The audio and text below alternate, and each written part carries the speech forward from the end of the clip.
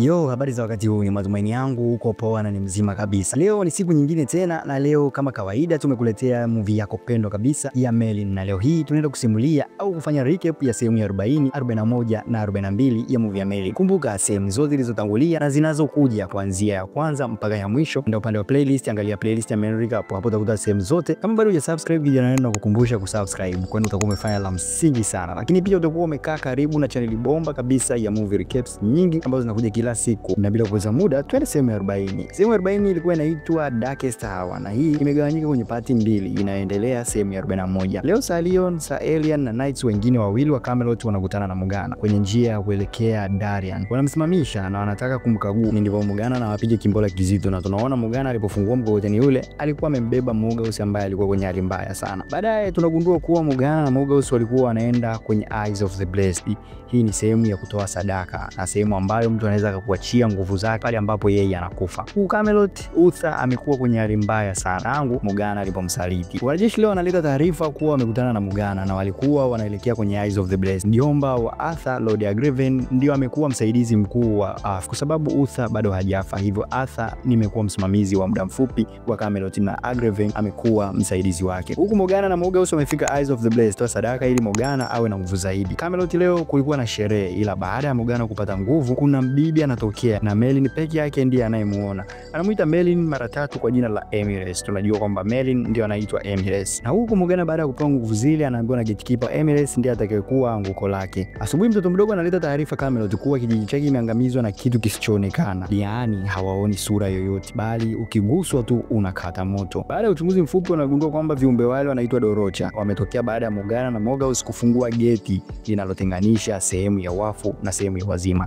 Hivyo Dorocha ni wafu. Dorocha sasa wamefika Camelot, kitu pekee cha kuwazuia ni moto na mwanga. Baadaye wanagundua kwamba ili kuwastopisha mazima ni lazima sadaka ikatolewe kwenye Eyes of the Blessed. Arthur anasema ataenda na atajitoa yeye sadaka ili eneo lile libaki salama. Guinevere anaumia sana lakini ana jinsi. Merlin anaamua kumsindikiza Arthur, na asubuhi wakati wanatoka, Agriven kumbe ni msaliti muda wote huu na anamkimbilia Morgana na anaenda kumpa habari kwamba Arthur ameenda Eyes of the Blessed na amekusudia kujitoa sadaka. Hivyo hii inakuwa ni furaha sana kwa Morgana ambaye anataka ufalme wa Camelot. Sasa wapo njiani, njia ilikuwa imejaa kashikashi za hapa na pale. Ili wanakaribia kuingia ulikuwa usiku. Dorocha wanakuja kwa kasi na wanataka kumshambulia Arthur, ndipo Merlin anaporuka mbele ya Arthur na kujitoa sadaka yeye. Hivyo Dorocha wale wanamshambulia Merlin badala ya Arthur. Sasa Merlin yupo chini tena kwenye hali mbaya sana, na huo unakuwa mwisho wa sehemu ya 40. Bwana, usisahau kusubscribe kama bado hujafanya hivyo. Sehemu ya 41 imeanza na Merlin anaonekana yupo kwenye hali mbaya sana. Inabidi arudishwe Camelot kwa ajili ya kupata msaada kwa Garius. Arthur anataka wote wamsindikize Merlin Camelot, ila Lancelot anasema yeye ndio atakayempeleka Camelot ili Arthur na knights wengine wao endelee na safari yao. Watu wa njiani wanakutana na chemchemi, wanapumzika. Kumbe ni chemchemi ambayo ilikuwa na viumbe wanaitwa Vilia, roho za maji, na roho zile zinaamua kumpigania Merlin na kumtibu kabisa. Asubuhi inayofuata Merlin yuko fiti kabisa na wanaamua kuwafuata wakina Arthur kule walipoenda. Huku Agriven anafanya uamuzi wa kipumbavu sana wa kufunga mageti ya Camelot ili watu wasiingie tena Camelot. Ndipo Garius na Guinevere walipoingilia kati na kumwambia kwamba anachofanya ni makosa makubwa sana. Ndipo Agriven anaamua kumsikiliza Guinevere mwisho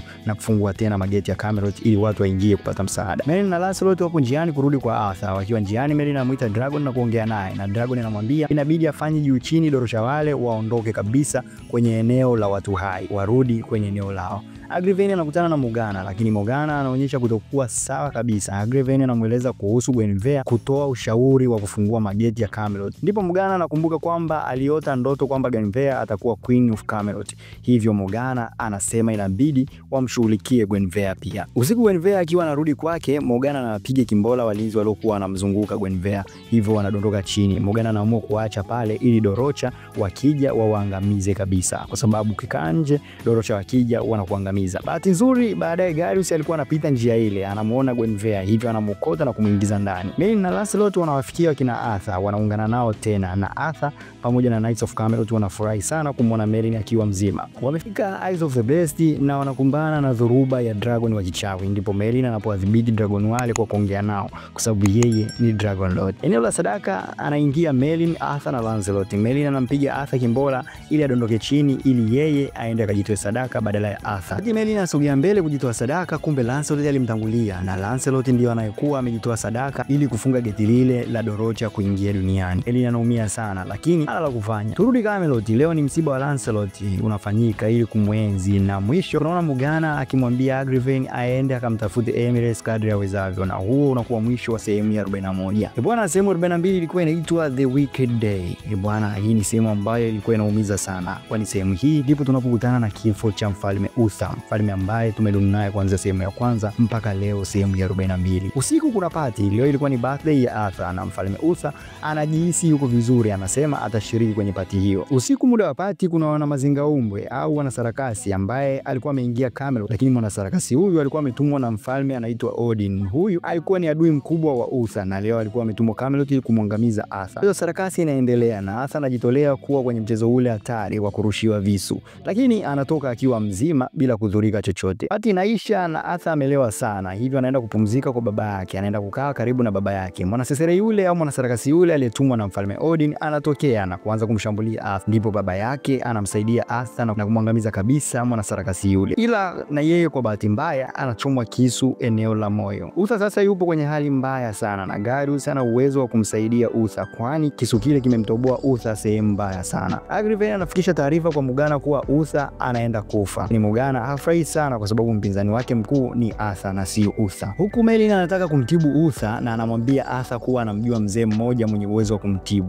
na wanaenda kumtafuta mzee yule, ila ni Merlin anaenda kujigeuza tena na kuwa mzee yule kikongwe. Kama tunakumbuka kwenye sehemu zilizopita aliwahi kujigeuza tena hivi ili kumsaidia Guinevere. Agravain anapewa cheni ya kichawi, anaenda kumvisha Uther. Cheni hiyo itamfanya Uther pale anapopewa dawa ile iwe sumu na sio dawa. Kigongo yule anafika Camelot na dawa ya kumtibia Uther. Dawa ile haifanyi kazi kwa sababu ya cheni ya Morgana, hivyo badala ya mfalme kupona anakufa mazima. Arthur anaamuru mzee yule akamatwe. Merlin anakimbia na kujigeuza tena kurudi kwenye hali yake ya kawaida ili asije akaangamizwa, na Merlin anaumia sana. Ndipo Darius anakuja na cheni na kumwambia kwamba yeye alifanya kadri awezavyo, lakini cheni aliyovalishwa na Morgana ndio iliyompelekea Uther kufa. Merlin na Arthur wanaumia sana, wote wanaumia kwa pamoja, lakini Uther amekwisha kufariki na Arthur inabidi awe mfalme wa Camelot. Arthur anatangazwa na kuapishwa kuwa mfalme mpya wa Camelot, na huo ndo unakuwa mwisho wa sehemu ya 42. Bwana, hii ndo kwanza movie imeanza, kwa sababu sasa tunaenda kukutana na vipande vya moto kweli kweli.